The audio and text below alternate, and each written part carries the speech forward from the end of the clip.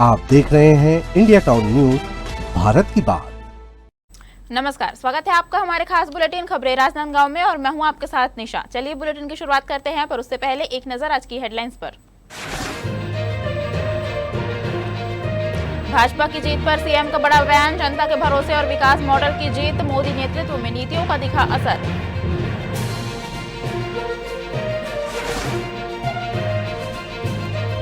जनगणना कार्य प्रभावित, प्रगणक अनुपस्थित सुपरवाइजरों की शिकायतें बढ़ी, नोटिस जारी करने की तैयारी।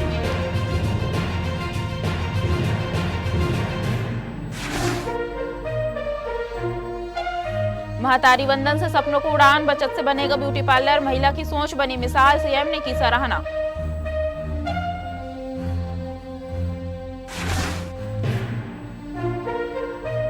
दिन दहाड़े अपहरण की कोशिश से हड़कंप, पद्मश्री फूलवासन बाई के अपहरण की कोशिश नाकाम, सतर्कता और हिम्मत ने बदला खेल।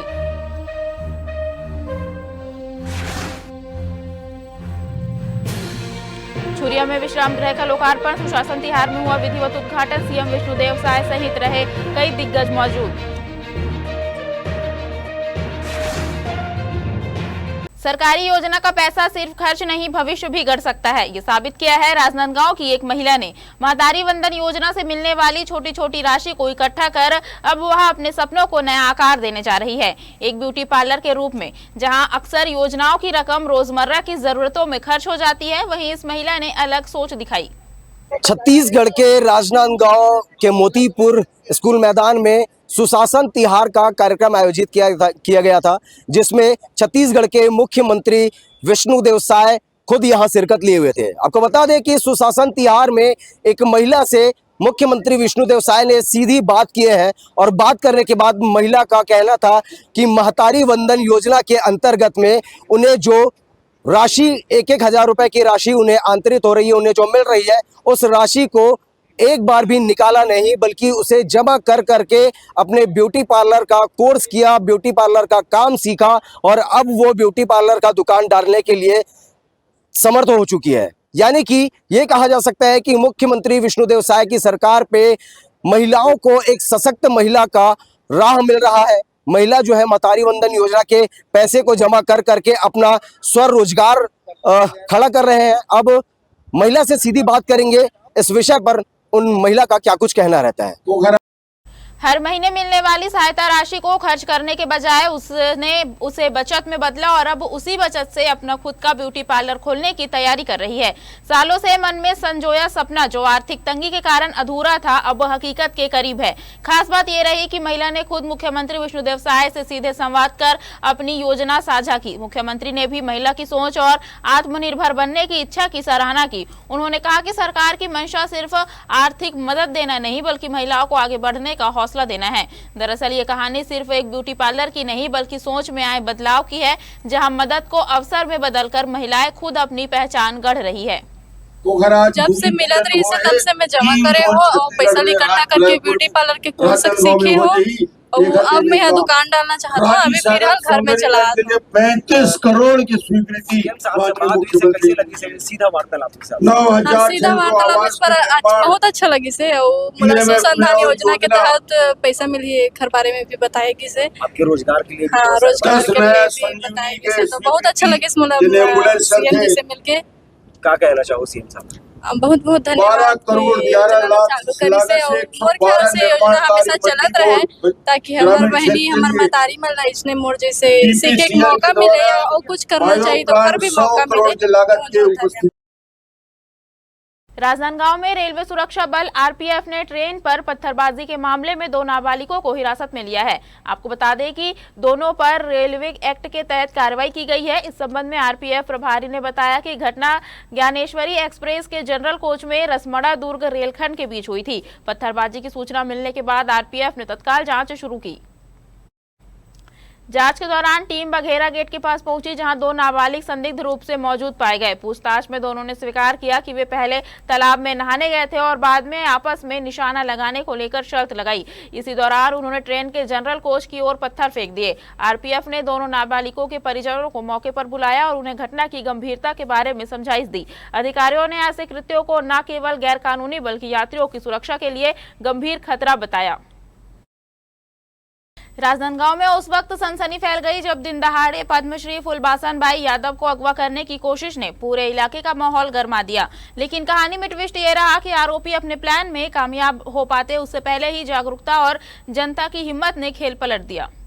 ये गाड़ी के नंबर को आप पहचान लीजिए, CG08Z2334 स्कॉर्पियो है और इसी स्कॉर्पियो में पद्मश्री फुलबासन बाई यादव को अपहरण करके ले जाया जा रहा था। इस गाड़ी में बताया जा रहा है कि ड्राइवर सामने सीट पर था, उसके बगल वाले कंडक्टर सीट पर एक और युवक बैठा हुआ था और साथ में जो इन ड्राइवर और गाड़ी जो कंडक्टर था उसके साथ में सहयोगी, उसके साथ में 2 महिला भी थी, 2 लड़कियां थी बताया जा रहा है और वो लोग भी पीछे बैठे हुए थे और पीछे में ही फुलबासन बाई यादव को यहाँ पर बिठाया गया था और यहाँ बैठाने के बाद उनके मुंह को दबा दिया गया। मुंह को दबाने के बाद उन्हें चुप रहने के लिए कहा गया।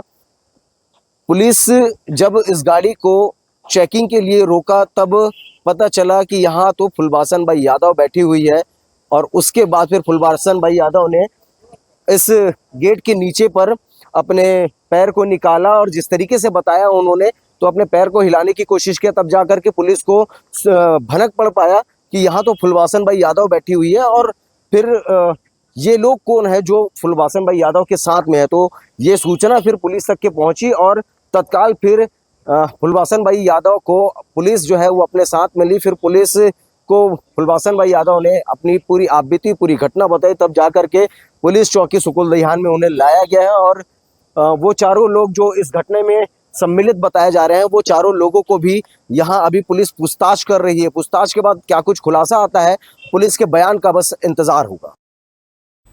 जानकारी के मुताबिक फुलबासन बाई किसी काम से घर से बाहर निकली थी, तभी कुछ संदिग्ध लोगों ने उन्हें अपने साथ ले जाने की कोशिश की, लेकिन किस्मत और सूझबूझ ने साथ दिया और फुलबासन बाई ने शोर मचाया, जिसके बाद आसपास के लोग तुरंत हरकत में आ गए। घटना के बाद इलाके में कुछ देर के लिए दहशत और गुस्से का माहौल रहा, लेकिन स्थानीय लोगों की सतर्कता की हर तरफ चर्चा हो रही है। पुलिस भी तुरंत हरकत में आई और मौके पर पहुंचकर जांच शुरू कर दी। आसपास के लोगों से पूछताछ की जा रही है और कुछ संदिग्धों को हिरासत में लेकर उनसे गहन पूछताछ जारी है। फिलहाल पुलिस पूरे मामले की कड़ियों को जोड़ने में जुटी हुई है और यह पता लगाने की कोशिश हो रही है कि आखिर इस कोशिश के पीछे कौन है और क्या वजह थी। वहीं इस पूरे मामले पर महापौर मधुसूदन यादव ने भी अपनी प्रतिक्रिया दी है। यादव जी, आज आपने सुकुलदहियान पुलिस चौकी पहुंचे हुए फुलबासन बाई यादव जी का अपहरण का मामला सामने। हाँ, अभी थोड़ी देर पहले मुझे जानकारी लगी कुछ घटना हुई है और मैडम जो है वो पुलिस स्टेशन सुकुलदहियान में है। मैं पास में ही था तो तुरंत यहाँ आया, उनसे मुलाकात भी किया, उन्होंने घटना का विवरण भी दिया। तो निश्चित रूप से समाज सेवा के क्षेत्र में काम करते हैं तो ये वैसे ही लोग हैं जो समाज सेवा के खिलाफ एक तरीके से इस तरीके की घटनाओं को अंजाम देते हैं। तो ये पुलिस की सतर्कता से घटना टल गई है, नहीं तो कोई बड़ी घटना हो सकती थी। और इनकी सुरक्षा के लिए भी अभी हमने एसपी मैडम से बात किया है और उन्होंने आश्वस्त किया है कि सुरक्षा का पूरा ध्यान रखें। सर, वही देखा जा रहा है, फुलबासन बाई यादव जी ने बताया है कि जिस तरीके से बिहार का जो कार्यक्रम चलता है शासन की योजनाओं के अंतर्गत में, उस विषयों को लेकर के ये लोगों तक के जाते हैं और ऐसा बहाना करके इनके पास भी पहुंचे हुए हैं। नहीं, ये तो घटना जो है वो निंदनीय है और किसी न किसी नीयत से इस घटना को अंजाम दिए हैं और अभी वो स्थिति साफ नहीं हुई है। थोड़ी देर में स्थिति साफ हो जाएगी और क्या कारण है, क्या कारण बना, क्यों इस तरीके की घटना कर रहे थे, क्यों मुंह दबाया गया, क्यों इस तरीके से अचानक गाड़ी में सेल्फी लेने के बहाने उनको यहाँ से गांव से राजनांदगांव तक के लेके गए, ये सारी स्थिति अभी इन्वेस्टिगेशन में है, स्थिति स्पष्ट हो जाएगी। सर, एक आखिरी सवाल है, जिस प्रकार से गाड़ियों में उस गाड़ी पर सामान रखा हुआ है, वहाँ बता रहे हैं कि उसी गाड़ी में घटना हुई है और उस गाड़ी में चिप्स वगैरह रखे हुए हैं, तो ये भी बताया जा रहा है कि ये जो महिला लोग जिसमें अपराध को घटित किए हैं वो लोग महिला समूहों के पास जाते हैं चिप्स बेचने या चिप्स का रोजगार करने का बहाना लेकर के। तो ऐसे में महिलाओं को और समूह के लोगों को किस तरीके से सुरक्षित और सतर्क रहना चाहिए? मुझे तो ऐसा लगता है कि जिस तरीके के अभी प्राइमरी जो स्थिति दिख रही है, ये प्रोफेशनल लोग हैं और उसी बहाने ये लोग मुझे लगता है कि लोगों से लूटपाट ज़्यादा करते होंगे और उनको इनसे डर रहा होगा कि उनके काम में ये आड़े आएंगी, तो इनके साथ ही कोई बड़ी घटना को अंजाम देने का उनकी नीयत दिखती है और इसी कारण से ये घटना हुई है। सुबह 11 बजे के आसपास हमारे जो ट्रैफिक पुलिस है उनके द्वारा रोड में चेकिंग पॉइंट लगाया गया था। इसी दौरान रोड से एक संदिग्ध जो स्कॉर्पियो गाड़ी गुजरने की जानकारी मिलने पर उसको पीछा करके रोका गया। रोक करके उसमें जो ड्राइवर है उससे पूछताछ किया गया और जिससे प्रथम दृष्टया उनको जो ट्रैफिक की जो टीम है उनको थोड़ा संदिग्ध लगा, तो गाड़ी के पास जाके देखे तो उसमें जो हमारी जो छत्तीसगढ़ के पद्मश्री मैडम है फुलबासन यादव, जो कि प्रॉपर सुकुल दिहान के रहने वाली है, वो बैठी हुई थी और उसमें दो लड़कियां भी बैठी थी, जिनसे पूछने पर बोले कि इनको मिर्गी आ रहा है, इसलिए इसके जो मुंह है उसको दबाए हुए हैं, ये बीमार है। जब वो बोली कि जबरदस्ती मेरे को ले जा रहे हैं करके, तो जो शंका हुआ उस पर से उनको पकड़ करके चौकी चिखली लाया गया और जहाँ प्रथम दृष्टया एक जो खुशबू साहू नाम की जो लड़की है, जो कि भीम भौरी गाँव के रहने वाली है, बेरला थाना और जिला बेमेतरा, वो उसके द्वारा प्लानिंग के तहत एक स्कॉर्पियो गाड़ी लेकर के आए थे और उसके साथ अपने जो 2 अन्य सहयोगी भी लाए थे, उनके द्वारा गाड़ी में ले जा करके उनको जबरदस्ती ले जाना पाया गया है। राजनांदगांव जिले के छुरिया क्षेत्र में हालेकोसा गांव में उस समय दहशत फैल गई जब जंगल में तेंदुपत्ता संग्रहण के लिए गए ग्रामीणों पर एक जंगली सुअर ने अचानक हमला कर दिया। इस घटना में कुल 8 ग्रामीण घायल हो गए, जिनमें एक महिला की हालत गंभीर बताई जा रही है। जानकारी के अनुसार ग्रामीण रोज की तरह सुबह जंगल में तेंदुपत्ता तोड़ने गए थे। इस दौरान झाड़ियों में छिपे एक जंगली सुअर ने अचानक उन पर हमला कर दिया।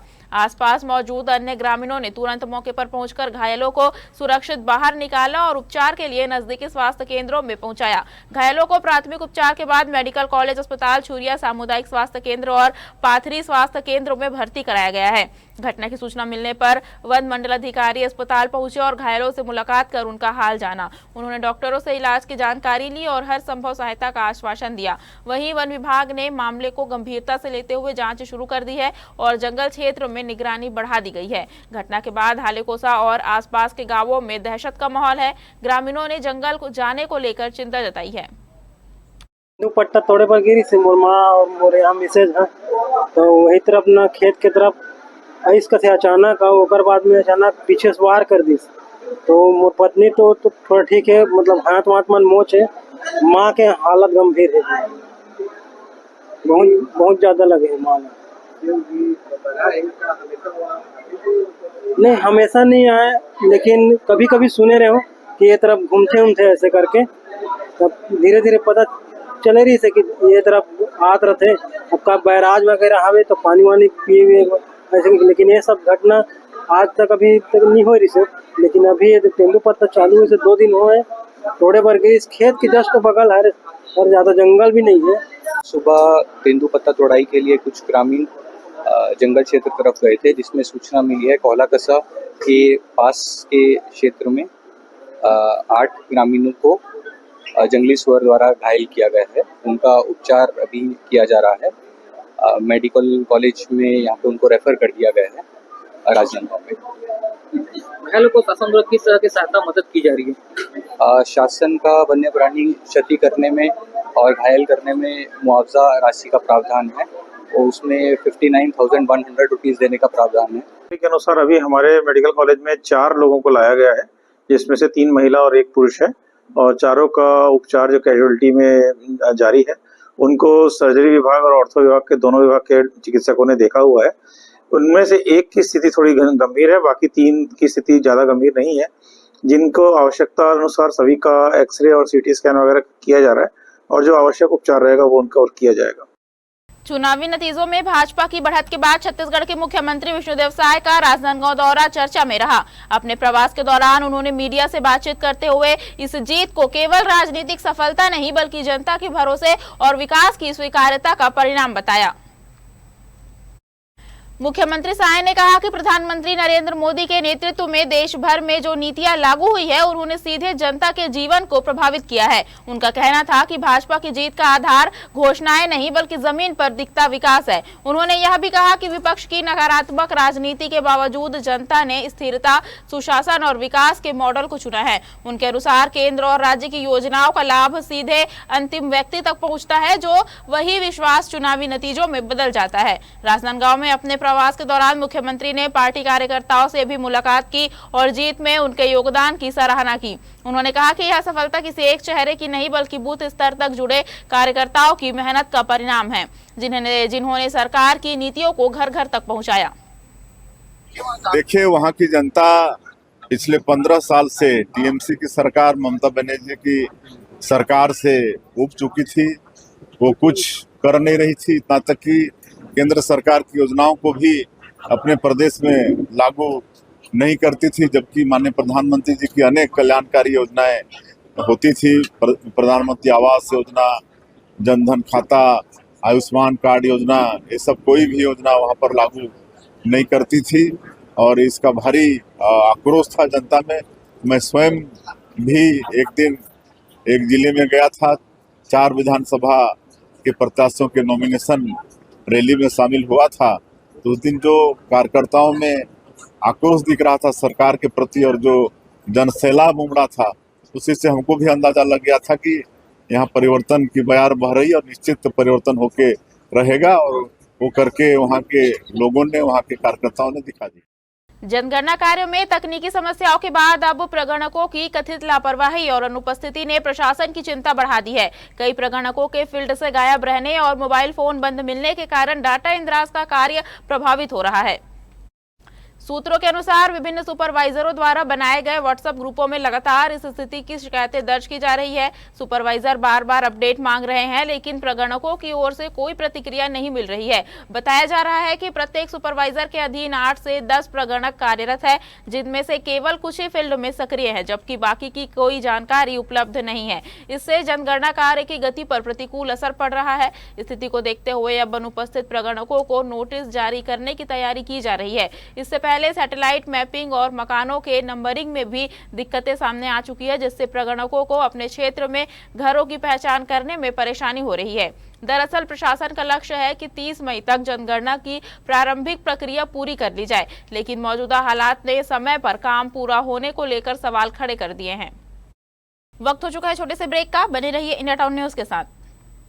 कभी कभी चेहरे का छुपा दर्द दुनिया नहीं देख पाती है। दाग, मुहासे, झाइयां सब आपके आत्मविश्वास को कम कर देता है, पर अब नहीं, क्योंकि Rukhsana glow and fair face pack जो दे आपकी स्किन को वो प्यार जो सिर्फ प्रकृति दे सकती है। हर लेयर को साफ करे, हर दाग को करे हल्का और आपकी मुस्कान फिर से लौटाए, because you deserve to glow naturally. Rukhsana herbal beauty product Amazon, Meesho और फ्लिपकार्ट में भी उपलब्ध। छत्तीसगढ़ के राजनांदगांव जिले के छुरिया नगर में लंबे समय से प्रतीक्षित नवीन विश्राम गृह का आखिरकार लोकार्पण कर दिया गया। सुशासन तिहार के अवसर पर राजनांदगांव में आयोजित कार्यक्रम में प्रदेश के मुख्यमंत्री विष्णुदेव साय, विधानसभा अध्यक्ष डॉक्टर रमन सिंह, उप मुख्यमंत्री अरुण साव और सांसद संतोष पांडे की उपस्थिति में इस भवन का विधिवत उद्घाटन किया गया। दरअसल छुरिया नगर में नवनिर्मित विश्राम गृह का निर्माण तो पहले ही पूरा हो चुका था, लेकिन लोकार्पण न होने के कारण इसका उपयोग शुरू नहीं हो पा रहा था। इससे स्थानीय जनप्रतिनिधियों और आगंतुकों को काफी असुविधा का सामना करना पड़ रहा था। पुराने विश्राम गृह में केवल 2 कमरे होने के कारण भी व्यवस्था में कठिनाई बनी रहती थी। ऐसे में नए विश्राम गृह के शुरू होने से अब जनप्रतिनिधियों और अधिकारियों को बेहतर सुविधा मिल सकेगी। छुरिया ब्लॉक के ग्राम भंडारपुर में सुशासन त्योहार का आयोजन किया गया। इस अवसर पर जिला पंचायत अध्यक्ष किरण वैष्णव और जनपद पंचायत अध्यक्ष संजय कुमार सिन्हा सहित जिला पंचायत सदस्य एवं जनप्रतिनिधि उपस्थित रहे। जानकारी के मुताबिक ग्राम भंडारपुर में प्रदेश के मुख्यमंत्री विष्णुदेव साय के आगमन की संभावना थी, लेकिन उनका हेलीकॉप्टर राजनांदगांव में उतरा, जिसके कारण वे कार्यक्रम में शामिल नहीं हो सके। ग्राम भंडारपुर में आयोजित सुशासन त्योहार में क्लस्टर के अंतर्गत 17 ग्राम पंचायतों के लोग अपनी समस्याओं के समाधान के लिए पहुंचे। यहां सबसे अधिक आवेदन राजस्व विभाग, पेंशन, राशन कार्ड, सड़क निर्माण और पेयजल समस्याओं से संबंधित प्राप्त हुए। आपको बता दें कि कार्यक्रम में विभिन्न विभागों द्वारा अलग अलग काउंटर लगाए गए थे। मुख्यमंत्री के संभावित आगमन की सूचना के चलते बड़ी संख्या में ग्रामीणों की भीड़ भी देखी गई। डोंगरगांव एसडीएम, तहसीलदार, जनपद पंचायत सीईओ सहित अधिकारी कर्मचारी मौके पर मौजूद रहे और आवेदनों को संबंधित विभागों को किया गया ताकि लोगों की समस्याओं का शीघ्र समाधान हो सके। परीक्षा परिणाम का इंतजार कर रहे 5वीं और 8वीं के छात्रों को इस बार खुशी नहीं बल्कि उलझन और चिंता मिली है।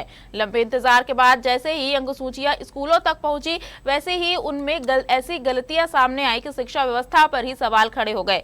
सूत्रों के मुताबिक कई छात्रों की मार्कशीट में विषयों के अंक, ग्रेडिंग, जन्मतिथि और यहां तक कि स्थान का नाम तक गलत दर्ज पाया गया। कुछ मामलों में तो पूरी जानकारी ही गड़बड़ हो गई, जिससे छात्र और अभिभावक दोनों हैरान रह गए। बताया जा रहा है कि यह गड़बड़ी प्रिंटिंग प्रक्रिया के दौरान हुई तकनीकी चूक का नतीजा है। हालांकि शिक्षा विभाग का कहना है कि छात्रों का डेटा सही तरीके से भेजा गया था, लेकिन अंतिम चरण में प्रिंटिंग के समय यह गड़बड़ी हो गई। मामला सामने आते ही सभी स्कूलों से अंकसूचियां वापस मंगवाई गई है और उन्हें जिला मुख्यालय भेजकर सुधार प्रक्रिया शुरू कर दी गई है। इस वजह से छात्रों को अपने फाइनल रिजल्ट के लिए अब और इंतजार करना पड़ेगा। बीईओ जयंत साहू ने भी इस गड़बड़ी की पुष्टि करते हुए कहा है कि सभी त्रुटियों को सुधार कर ही संशोधित मार्कशीट जारी की जाएगी। फिलहाल रिजल्ट की यह टेक्निकल चूक बच्चों और अभिभावकों के लिए राहत की बजाय नई परेशानी बन गई है। नगर पालिका परिषद खैरागढ़ में प्रधानमंत्री आवास योजना के तहत हितग्राहियों को अनापत्ति प्रमाण पत्र वितरण कार्यक्रम आयोजित किया गया। कार्यक्रम के दौरान नगर पालिका क्षेत्र के 20 वार्डों में स्वीकृत 59 हितग्राहियों में से 43 को एनओसी प्रदान की गई। कार्यक्रम में जिला पंचायत उपाध्यक्ष विक्रांत सिंह मुख्य अतिथि के रूप में शामिल हुए। इस दौरान नगर पालिका अध्यक्ष गिरिजानंद चंद्राकर ने जानकारी दी कि अब तक शहर में 1941 आवास पूर्ण किए जा चुके हैं। उन्होंने बताया कि एनओसी जारी होने के बाद अब निर्माण कार्य में किसी प्रकार की बाधा नहीं रहेगी और हितग्राही तेजी से अपने घर का निर्माण पूरा कर सकेंगे। वहीं मुख्य अतिथि विक्रांत सिंह ने कहा कि प्रधानमंत्री आवास योजना के माध्यम से आम नागरिकों का पक्के मकान का सपना साकार हो रहा है। उन्होंने हितग्राहियों को समय पर निर्माण पूरा करने पर मिलने वाली प्रोत्साहन राशि की भी जानकारी दी। प्रधानमंत्री आवास योजना अंतर्गत खैरागढ़ नगर पालिका परिषद के भी लगभग 45 हितग्राहियों को आज हम लोगों ने अनापत्ति प्रमाण पत्र जारी किया है। लगभग 60 के आसपास हितग्राहियों को अनापत्ति उनके आवास स्वीकृत हुए हैं। मैं उन सबको बहुत बहुत बधाई देता हूं कि माननीय प्रधानमंत्री नरेंद्र मोदी जी की केंद्र सरकार की योजना के अंतर्गत शहरी क्षेत्र को एक हमारे खैरागढ़ नगर पालिका में 1900 से ज़्यादा मकान उनके कार्यकाल में बने हैं और मैं देख रहा था सबके चेहरे की खुशी भी। ऐसे गरीब परिवार जिनके सपने आज पूरे हो रहे हैं, उन सपनों को साकार करने के लिए प्रधानमंत्री नरेंद्र मोदी जी के प्रति इनकी कृतज्ञता इनके चेहरे से झलक रही है।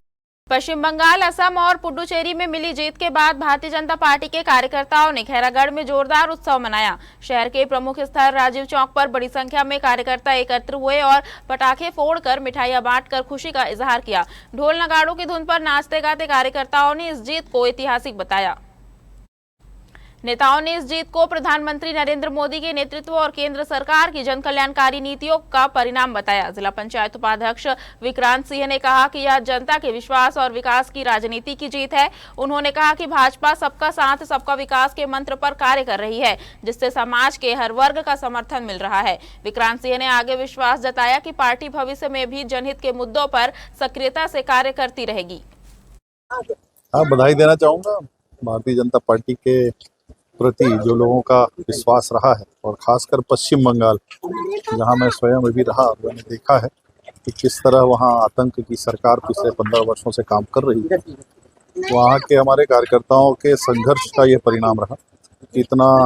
इतनी बड़ी मेजॉरिटी भारतीय जनता पार्टी को मिली है और माननीय प्रधानमंत्री नरेंद्र मोदी जी की स्पष्ट कार्यशैली और जो जनहितकारी योजनाएं हैं, जिसका लाभ नीचे के गरीब तबके के लोगों तक पहुंचता है, निश्चित रूप से उसका भी बड़ा असर रहा है। सरकारी दौरे अक्सर मंच, माइक और भाषणों में सिमट जाते हैं, लेकिन इस बार नजारा कुछ अलग था। सुशासन तिहार के दौरान मुख्यमंत्री विष्णुदेव साय अचानक वनांचल के सरोधी गांव पहुंचे और पूरा माहौल ही बदल गया। न कोई लंबा प्रोटोकॉल, न ऊंचा मंच, सीएम सीधे स्कूल मैदान में कटहल और गुलमोहर के पेड़ों की छांव तले बिछी खाट पर जा बैठे। गाँव वालों के लिए ये किसी सरकार के नहीं बल्कि अपने ही बीच बैठे एक शख्स से बातचीत जैसा पल बन गया।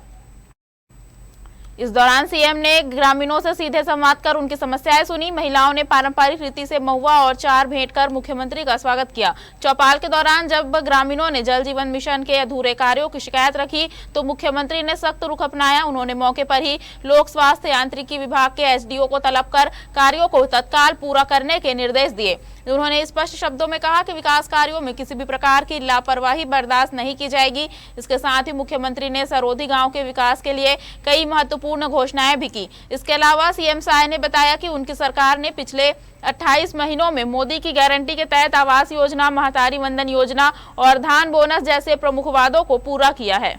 प्रदेश में सुरात त्योहार चल रहा है। 1 मई से प्रारंभ हुआ है, 10 जून तक चलने वाला है, 40 दिनों तक। और 40 दिनों में ग्रामीण क्षेत्रों में और शहरी क्षेत्रों में समाधान शिविर का आयोजन कर रहे हैं। और इसके पहले अप्रैल महीना में कलेक्टर को निर्देश था कि जो भी जनता की समस्या है उसका निपटारा करें। और अभी समाधान शिविर में जो भी समस्याएं आएंगी उसका समाधान जो तत्काल होने लायक रहेगा तत्काल करेंगे और बाकी को 1 महीना के अंदर में समाधान करेंगे। आज मुख्यमंत्री जी मेरे गांव को चुना और उसके लिए मैं मुख्यमंत्री जी को बहुत बहुत धन्यवाद आभार देता हूं, जो मेरे गांव को आकर के इतने सौगातें दे करके गया है। और इसके लिए मैं उनको हृदय से और मेरे समस्त ग्रामवासी कुमी, सरोधी, नवा गांव, ये तीनों पंचायत एक ही पंचायत है, ग्राम सरोधी, और हमारे सरोधी में वो आए और इतना सौगात देकर गए हैं, उसके लिए मैं बहुत बहुत धन्यवाद देता हूं।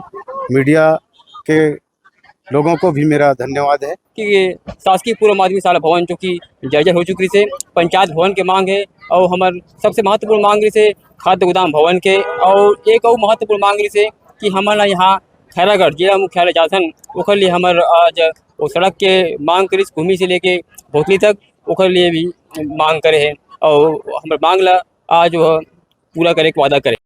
भारतीय जनता पार्टी द्वारा पश्चिम बंगाल, असम और पुडुचेरी में दर्ज कथित ऐतिहासिक जीत के जश्न का असर छुरिया में भी देखने को मिला। पुराना बस स्टैंड क्षेत्र अचानक उत्सव स्थल में बदल गया, जहां भाजपा कार्यकर्ताओं ने जोरदार तरीके से खुशी का इजहार किया।